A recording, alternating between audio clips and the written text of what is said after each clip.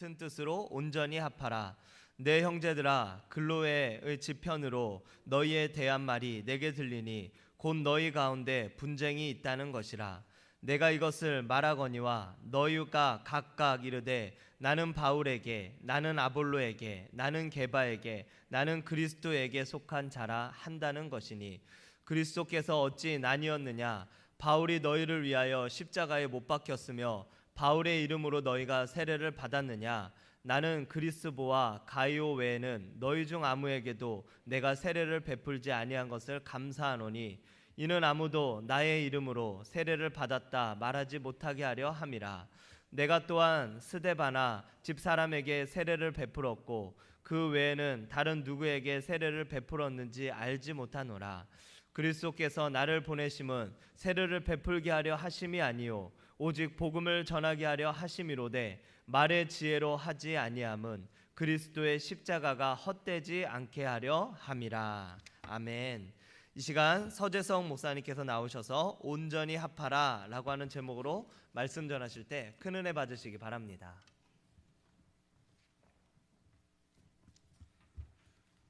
다 함께 기도드리도록 하겠습니다. 사랑해 주님 감사합니다. 하나님, 오늘도 하나님 앞에 나와서 이렇게 예배드리며 하나님 앞에 말씀으로 나아가게 하시니 감사합니다. 하나님, 오늘도 나온 모든 성도님들의 그 마음 그 심령 중심에 하나님 깊이 만나주시고 아버지 말씀으로 살아갈 수 있는 저희 모두가 될 수 있도록 인도하여 주시옵소서. 주님께서 이 시간 온전히 함께하여 주실 줄 믿사오며 살아계신 우리 주 예수 그리스도인 받들어 기도드렸습니다. 아멘. 오늘도 예배 자리에 나오신 여러분을 주님의 이름으로 환영하고 축복합니다.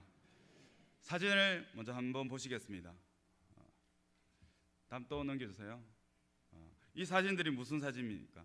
월드컵 축구 경기와 또 월드컵 축구 경기를 응원하는 사진과 올림픽에서 그러한 선수들을 응원하는 그러한 사진들입니다. 또 한 장 넘겨주세요. 무슨 사진이죠? 작년에 우리 체육대회는 각 교구별로 응원하는 그러한 사진입니다. 됐습니다. 다시 넘겨주세요. 자, 왜 그렇게 열띠게 응원하고 고함을 치고 흥분할까요? 이 사람들은 선수들과 대부분 개인적인 관계가 없을 것입니다. 물론 우리 교회 체육대회 사진은 제외하고요.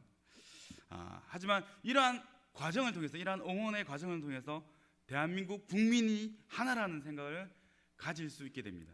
그 사람의 기쁨이 곧 나의 기쁨이 되고 그 사람의 영광이 나의 영광이 되는 그런 자부심을 가지게 되는 것입니다. 우리는 하나라는 이 동질성이 굉장히 중요합니다. 이러한 느낌을 공유하게 될 때 애국심을 가지게 되고, 또한 나라를 사랑하는 마음이 생기게 되고 자신의 나라에 대한 자부심이 생기게 되는 것입니다. 하나가 될 때 우리는 나의 기쁨과 슬픔이 아니지만, 다른 사람의 기쁨과 슬픔이지만, 하나가 될 때 그 사람의 기쁨과 슬픔은 나의 기쁨과 슬픔이 되는 것을 알게 되고 깨닫게 되는 것입니다. 우리는 올림픽이나 월드컵과 같은 큰 국제 경기에서 그 하나됨의 느낌을 공유하게 됩니다. 안타까운 것은 그러한 큰 경기들이 자주 열리지 않는다는 것입니다. 하나가 된 것 같은 굉장한 자부심을 가지다가도 어느덧 서로 싸우고 있는 그런 국내의 문제들을 바라보게 되면 실망감이 들 때가 한두 번이 아닙니다. 나라의 하나 되면 그렇게 확인을 하게 되는데, 교회의 하나 되면 언제 그렇게 느낄 수 있겠습니까? 교회가 하나 되었다는 것을 여러분 언제 느끼십니까? 작년과 같이 체육대회 할 때 그렇게 느끼십니까? 체육대회를 통해서 물론 그렇게 느끼기도 합니다. 하지만 좀 더 깊이 생각해서 나의 구역이, 나의 기간이 하나가 되어서 하나님의 기쁨을 가지고 살아가고 있구나, 이 생각을 여러분 언제 가지게 됩니까? 교회의 하나됨은 나라의 하나됨보다 더욱 깊고 높은 차원의 것이어야 합니다. 그런데 교회가 하나 되지 못하고 분열되어 나누어져 있다면 그것이 하나님 보시기에 정말 안타까운 일일 것입니다. 그런데 이런 분열되어서 안타까운 교회가 초대교회 중에 있었습니다. 바울은 고린도 교회를 향해서 첫 인사를 마친 후에 고린도 교회의 직면한 분열의 문제에 대해서 언급하고 있습니다. 고린도전서 1장 11절 12절을 한번 읽겠습니다. 다 함께 읽겠습니다.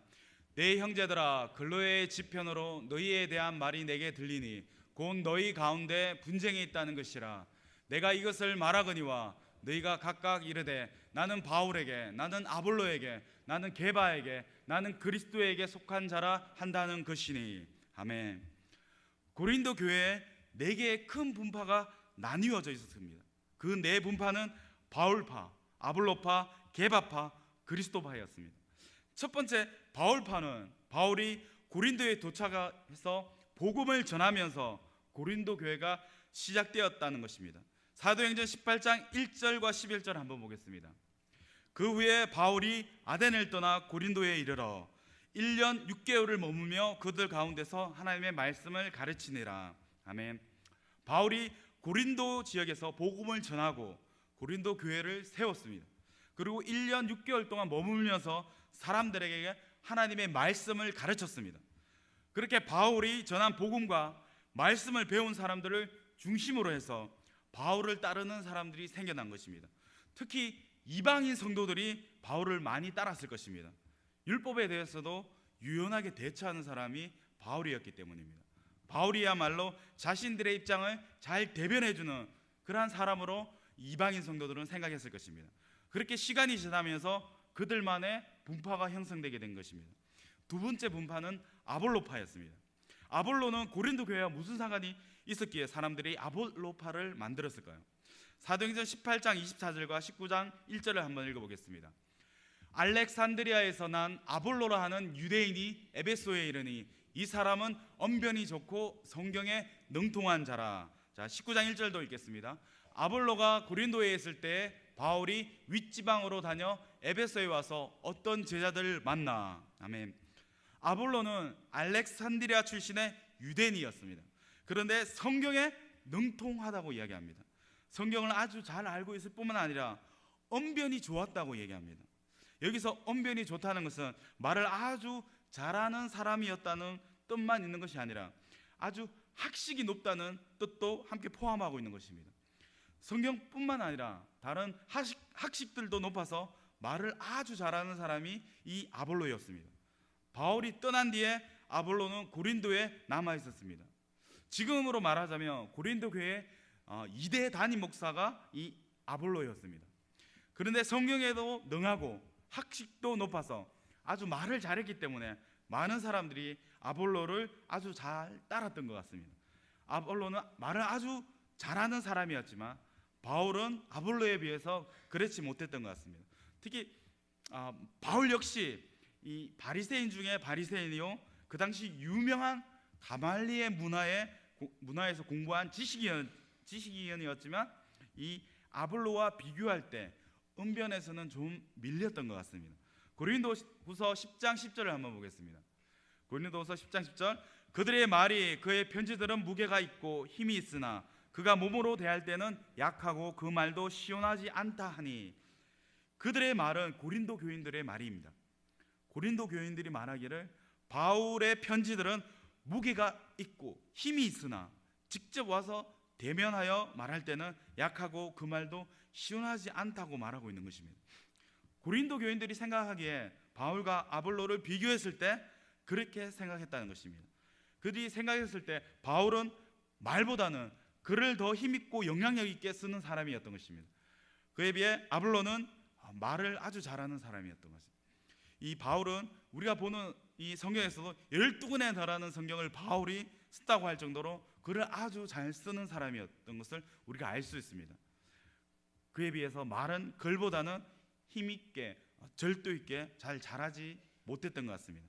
어디까지나 이것은 고린도 교회 교인들이 익숙한 아볼로와 바울을 비교했을 때 하는 말입니다.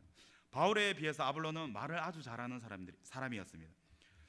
고린도 교인들이 바울과 아볼로를 비교했을 때 말 잘하는 언변에 능통한 아볼로가 낫다, 아니다, 우리에게 복음을 처음 전해준 바울이 낫다, 이렇게 서로 주장했던 것입니다. 저의 생각이지만 고린도 교회 분열이 이런 식으로 진행되어져 나갔던 것 같습니다. 여기에서 한 가지 교훈을 우리가 찾아볼 수 있습니다. 교회 내에서 아무리 잘하고 영향력 있는 사역을 할지라도 그 영광을 하나님께 올바로 올려드리지 못한다면 분열되고 마는 것입니다. 바울과 아볼로가 가만히 있더라도 따르는 사람들이 하나님께 영광을 돌려야 하는데 그렇게 하지 못하고 사람에게 그 영광을 돌릴 때 분열은 시작되는 것입니다. 이것은 어떤 경우에도 마찬가지입니다. 제가 대학에 다닐 때 훈련받던 CC에서 정말 열심히 사역하던 그런 순장이 있었습니다. 정말 그 순장 한 명 밑으로 4학년일 때 그 순장 한 명 밑으로 몇십 명이 밑으로 깔려 있다고 표현이 가르치고 전도하고 이렇게 했던 그 순장 밑으로 제자의 이렇게 몇십 명이 밑에 있었습니다. 순원들에게 성경을 잘 가르치고 잘 모이게 만들고 정말 탁월하게 사역한다는 생각이 들었습니다. 그런데 이 순장이 졸업을 하고 나니까 문제가 생겼습니다. 그 밑에 있는 순원들이 더 잘하고 더 또 모이게 힘써야 되는데 이 순장이 나가고 나니까, 졸업하고 나니까 그 밑에 있던 순원들이 어느덧 다 사라져 버린 것입니다. 순원들에게 성경을 가르칠 때 하나님을 바라보게 해야 되는데 순장이 자신의 어떤 인간적인 매력으로 그 순장을 따라서 모이다 보니까 그 순장이 사라지니까 순원들이 다 사라져 버린 것입니다. 이것은 교회 부서에도 적용할 수 있습니다. 예전에 제가 사역했던 교회 부서에서 부장님이 있었습니다. 그 부장 선생님이 자신과 친분이 있는 사람들을 교사로 모으고 그 부서 사역을 열심히 했습니다. 마음이 맞는 사람들을 모아서 그런 사역을 하니까 큰 행사도 척척 맞게 손발이 착착 맞아서 일을 손쉽게 처리하는 그런 모습들을 보았습니다. 그런데 그 시간이 지나고 이 부장님이 부장의 임기를 끝내고 그만두는 사임을 하는 시기가 되었습니다. 그래서 이 부장님이 그 부서를 사임을 하고 빠졌습니다. 그런데 문제가 생긴 것입니다. 그 부장님을 따라왔던 교사들이 하나둘 빠지기 시작한 것입니다. 그리고 그 부서에 그런 공백들이 생기기 시작하고 문제가 생기기 시작했던 것입니다. 사역이 원활히 이루어질 때는 참 좋은 그런 팀워크였고 참 좋았는데 한 명이 빠짐으로 인해서 구성되어 있던 멤버들이 분열이 일어나고 갈라지기 시작하니까 이런 모습들 역시 긍정적인 모습은 아니라는 생각이 들었습니다. 하나님이 아니라 사람과의 관계로 인해서 이루어진 그런 사역이었기 때문입니다. 사람이 아닌 하나님께 영광 돌리고 하나님께 집중하는 우리 교회가 되길 축원드립니다. 한편 이렇게 시작된 분열은 점점 더 퍼져나갔습니다. 두 개 분파뿐만 아니라 또 새로운 분파가 생깁니다. 개바파입니다. 개바는 베드로의 다른 이름입니다. 베드로는 고린도 교회와는 특별한 관계가 없었습니다. 고린도에 베드로가 방문했다는 기록이 없습니다. 하지만 고린도 교회에 있던 정통적인 유대인들은 이 베드로가 자신들의 입장을 대변해 줄 것이라고 기대하고 베드로를 따르는 분파를 따로 만들었던 것입니다. 고린도 교회 사람들 중에 바울의 사도성을 의심하는 사람들이 있었습니다. 바울은 예수님 살아생전에 예수님을 따라다니며 배우던 제자도 아니었고 오히려 예수 믿는 사람들을 핍박하고 죽이려던 사람이었는데 그런 사람이 갑자기 나타나서 자신이 사도라고 하니까 그 사람들 중에 일부가 당신이 어떻게 사도냐, 우리는 인정할 수 없다, 이런 입장을 취했던 것 같습니다. 아마도 그 사람들이 사도들 중에 수제자인 이 베드로를 따르자고 했는지도 모릅니다. 그래서 또 예수님을 믿고 율법을 지켜야 한다고 주장했던 사람들이 이 아마 개바파를 따라서 이 베드로를 쫓았던 것 같습니다. 그리고 마지막에 그리스도파는 학자들이 말하길 신비주의를 주장하는 자들이 그리스도파를 형성했을 것이라고 이렇게 이야기하기도 합니다. 다른 분파에서게 너희는 사람을 따르느냐, 우리는 그리스도만을 따른다, 이렇게 이야기하면서 어쩌면 그들 나름대로 우쭐했을지도 모릅니다. 하지만 그리스도라는 이름을 가지고 와도 예수의 이름을 가지고 행하더라도 교회를 분열시키는 일에, 교회를 나누는 일에 사용하게 되면 그것은 하나님이 기뻐하시지 않는 일이라는 것입니다. 네 개 분파로 나누어져 버린 이 고린도 교회를 바라보며 바울은 많은 사람들에게 세례를 주지 않은 것에 대해서 감사하다고 말하는 것을 볼 수 있습니다. 고린도전서 1장 14절에 보면 나는 그리스도보와 가이오 외에는 너희 중에 아무에게도 내가 세례를 베푸지 아니한 것을 감사하노니, 이렇게 말씀하고 있습니다.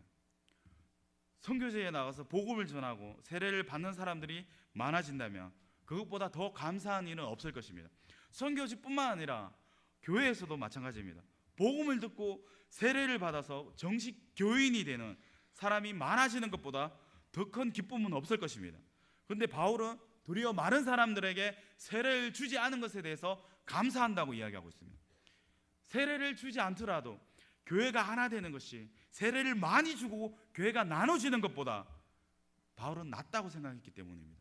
무조건적인 양적 성장보다 질적인 성장이 더 하나님의 기쁨이 되는 경우도 있다는 것입니다. 본래 세례는 그리스도의 이름으로 세례를 베푸는 것입니다. 세례식 때 성부와 성자와 성령의 이름으로 세례를 베푸게 됩니다. 저희 담임 목사님인 신은지 목사의 이름으로 세례를 베푸노라 이렇게 말하진 않죠. 성부와 성자, 성령의 이름으로 세례를 주시는 것입니다. 세례는 한 분 하나님, 한 분 예수님, 한 분 성령님 안에서 하나가 되는 것입니다. 세례의 진정한 의미는 바로 하나님께 속한 교회가 하나가 되는 것이 바로 세례인 것입니다. 그런데 세례를 준 사람의 이름으로 분파를 만드는 것은 결코 있을 수 없는 일입니다. 고린도 교회 담임 목사직을 감당했던 이 아볼로, 그 아볼로에게 바울은 고린도로 좀 돌아가서 양들을 좀 돌아보라고 권면을 하기도 했습니다. 고린도전서 16장 12절을 한번 보겠습니다. 형제 아볼로에 대하여는 그에게 형제들과 함께 너희에게 가라고 내가 많이 권하였으되 지금은 갈 뜻이 전혀 없으나 기회가 있으면 가리라 이렇게 말씀하고 있습니다. 바울이 많이 권했다고 합니다. 그런데 아볼로는 갈 생각이 없다고 합니다. 그것도 전혀 없다고 합니다. 아볼로는 자신의 이름으로 분파를 짓고 있는 사람들이 모여있는 그 고린도로 돌아갈 마음이 없었던 것으로 보입니다. 오히려 자신이 감으로 인해서 그 혼란을 자초할 수도 있다고 생각했을 수도 있을 것입니다. 그렇게 아볼로는 갈 뜻이 없다고 그렇게 말한 것입니다. 그렇다면 어떤 사람들이 이렇게 생각할지도 모릅니다. 왜 바울 자신은 갈 생각을 하지 않는가? 고린도전서 16장 7, 8, 9절을 보겠습니다. 이제는 지나는 길에 너희 보기를 원하지 아니하노니 이는 만일 주께서 허락하시면 얼마 동안 너희와 함께 머물기를 바람이라. 내가 오순절까지 에베소에 머물러 하면 내가 광대하고 유효한 문이 열렸으니 대적하는 자가 많음이라. 아멘. 바울이 잠시 고린도에 머물기보다는 주께서 허락하시는데 얼마 동안 좀 더 긴 시간 동안 함께하기를 원한다는 것입니다. 하지만 지금 당장은 오순절까지 에베소에 머문다고 합니다. 왜냐하면 에베소 지역에서 사역하는 가운데 이 대적하는 자들이 많은 그런 상황이지만 광대하고 유효한 문이 열린 상황이기 때문입니다. 하나님께서 에베소 사역 가운데 큰 성과를 낼 수 있는 상황이 되기 때문에 에베소를 떠날 수 없는 그런 상황이었던 것 같습니다. 그렇기 때문에 바울은 아볼로에게 권면했던 것입니다. 바울은 이 분파의 문제에 대해서 심각하게 이야기합니다. 고린도전서 1장 13절의 말씀을 함께 읽겠습니다. 그리스도께서 어찌 나뉘었느냐? 바울이 너희를 위하여 십자가에 못 박혔으며 바울의 이름으로 너희가 세례를 받았느냐? 아멘. 바울은 그리스도가 어찌 나뉘었냐고 이렇게 이야기합니다.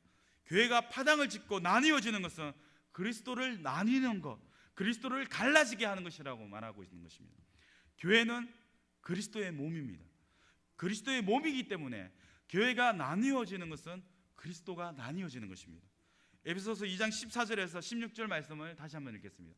그는 우리의 화평이신지라 둘로 하나를 만드사 원수된 것 곧 중간에 막힌 담을 자기 육체로 h으시고 법조문으로 된 계명의 율법을 폐하셨으니 이는 이 둘로 자기 안에서 한 새 사람을 지어 화평하게 하시고 또 십자가로 이 둘을 한 몸으로 하나님과 화목하게 하려 하심이라. 원수된 것을 십자가로 소멸하시고. 아멘. 예수님은 십자가의 죽음과 부활로 우리를 구원하셨습니다. 그런데 그 구원은 물에 빠진 사람에게 튜브 하나 던져주고 물에 떠있게 하는 정도의 구원이 아닙니다. 심장이 멎은 사람에게 심폐소생술로 다시 심장을 뛰게 하는 그런 구원이 아닙니다. 전혀 새로운 존재로 새롭게 살아가게 하는 것이 예수님께서 십자가를 통해서 우리에게 주신 그런 구원인 것입니다. 성경은 이 새로운 존재를 15절을 보면 한 새 사람이라고 이렇게 말씀하고 있습니다. 사람은 사람인데 새 사람입니다. 이전과 전혀 다른 존재입니다. 또 새 사람은 새 사람인데 한 새 사람이라고 이야기하고 있습니다. 예수님께 구원받은 사람이 한 명밖에 없다는 것일까요? 아닙니다. 예수 그리스도 안에서 하나님은 우리를 한 몸으로 불러주셨기 때문입니다. 그렇기에 한 새 사람이라고 말씀하고 계신 것입니다. 예수 그리스도 안에서 한 몸, 한 새 사람, 그것이 바로 교회인 것입니다. 하나된 몸은 바로 교회입니다. 우리가 해야 되는 한 가지가 있다면 바로 이 몸된 교회를 세워나가는 것입니다. 그 하나님을 유지해 나가는 것입니다. 그 예수님의 몸된 교회가 나뉘었다는 것은 정말 한탄하고 안타까운 일입니다. 교회가 분열되는 것은, 교회가 분열되는 근본적인 원인은 무엇에 있었을까요? 고린도의 성도들은 이전에 가지고 있던 세상적인 기준을 그대로 가지고 있었기 때문입니다. 바울을 따르고 아볼로를 따르고 베드로를 따르고 이 모든 것이 자신들이 가지고 있던 그러한 세상적인 기준을 버리지 않고 그대로 적용했기 때문에 벌어진 일이었습니다. 그리스 철학에서 말을 잘한다는 것은 아주 중요한 것이었습니다. 그리스 철학에서 말하는 책들을 보면 요즘 나오는 책처럼 쓰여져 있지 않고 대화 형식으로 쓰여져 있는 것을 볼 수 있습니다. 그들은 대화를 기본으로 하고 말을 잘하는 것을 중요한 것으로, 중요한 기준으로 삼았던 것입니다. 그렇기 때문에 말을 잘하네 못하네 따지면서 계속 언급하고 있는 것입니다. 그러한 기준을 가지고 고린도 교회의 지도자들을 평가하고 있었던 것입니다. 이전에 가지고 있었던 가치들은 우리가 예수님 안에서 거듭날 때 새롭게 되어야 합니다. 우리가 세례를 받을 때 우리가 가지고 있는 가치들도 세례를 받은 것 같이 변화되어야 하는 것입니다. 여전히 이전의 가치들을 가지고 살아가면 교회는 나뉘어질 수밖에 없는 것입니다. 각자가 가지고 있는 가치의 기준에 따라 교회가 나뉘어질 수밖에 없는 것입니다. 믿는 자와 멍에를 함께 하지 말라는 그 이유가 무엇 때문입니까? 다른 가치 기준을 가지고 있기 때문에 나누어질 수밖에 없고 힘들 수밖에 없기 때문입니다.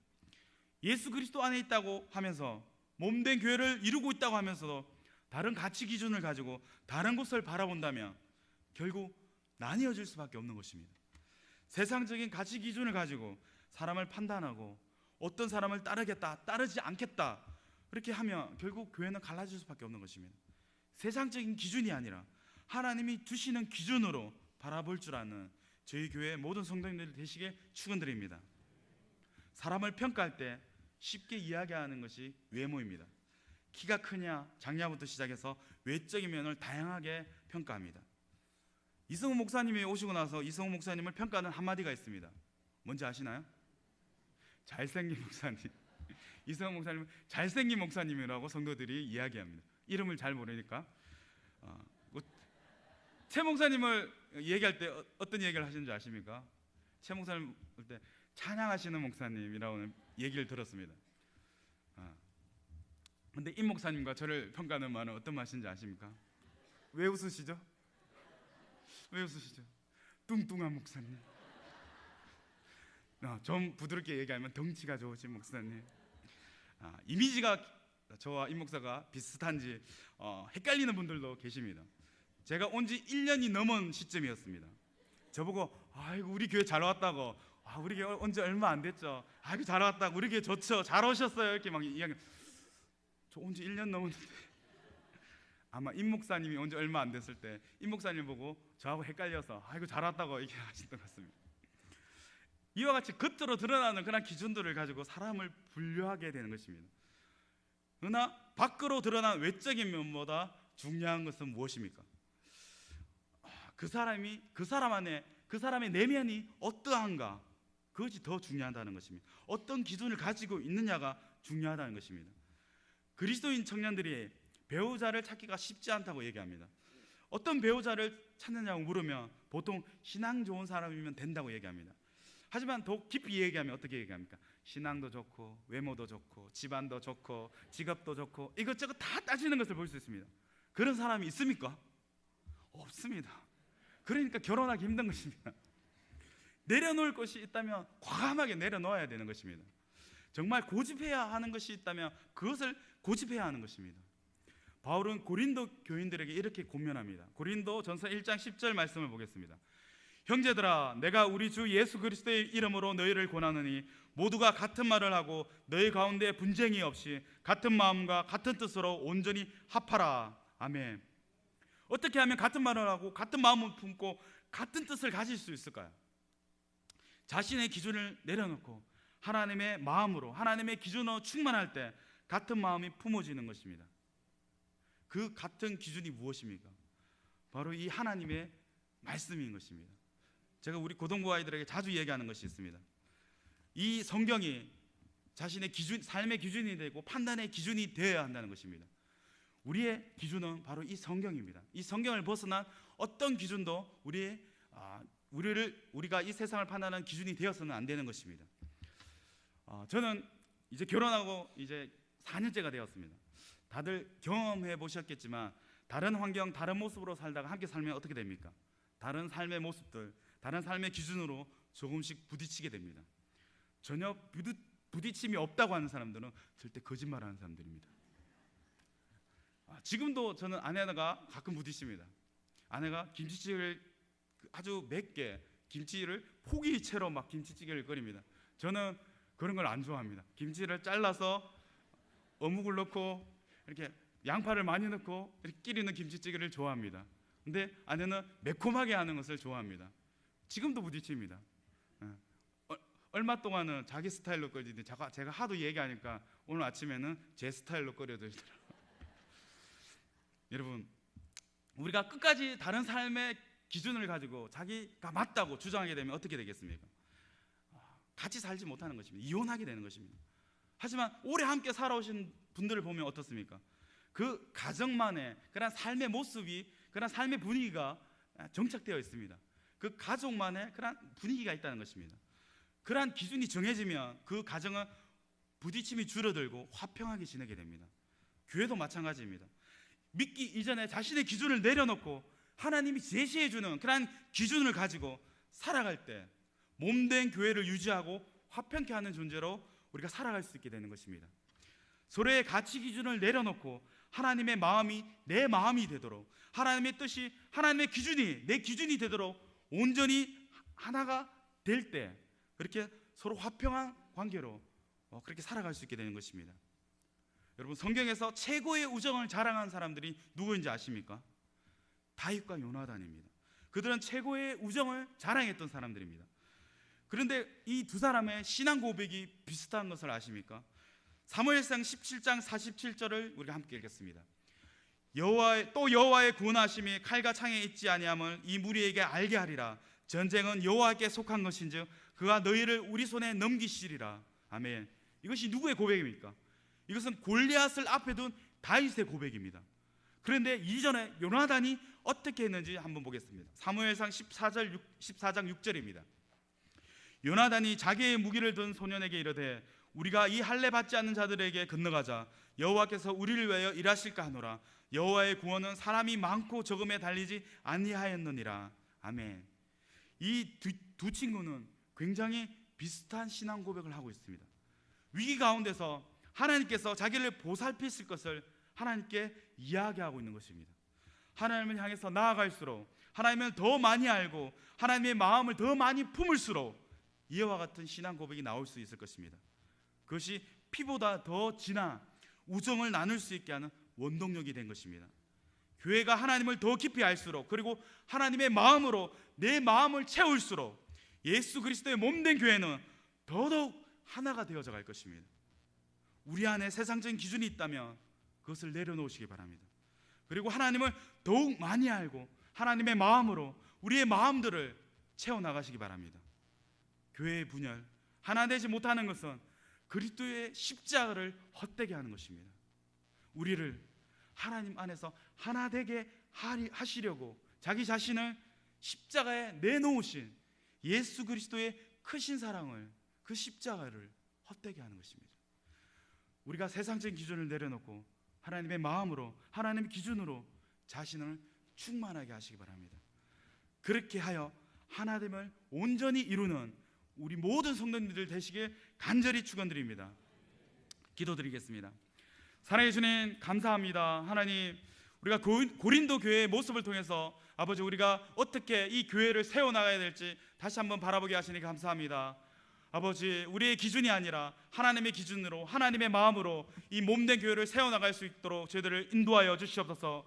이 부요종한 성결교회, 하나님의 몸된 교회로 하나님의 마음을 시원케 하는 교회가 될 수 있도록 역사하여 주시옵소서. 우리 모든 성도들이 하나님 안에서 하나님의 생각과 하나님의 기준을 가지고 아버지, 이 부요 땅을, 이 이 대한민국 땅을 위해서 기도하고 아버지 정말 헌신할 수 있는 저희 교회 모든 성도님들이 될 수 있도록 역사하여 주시옵소서.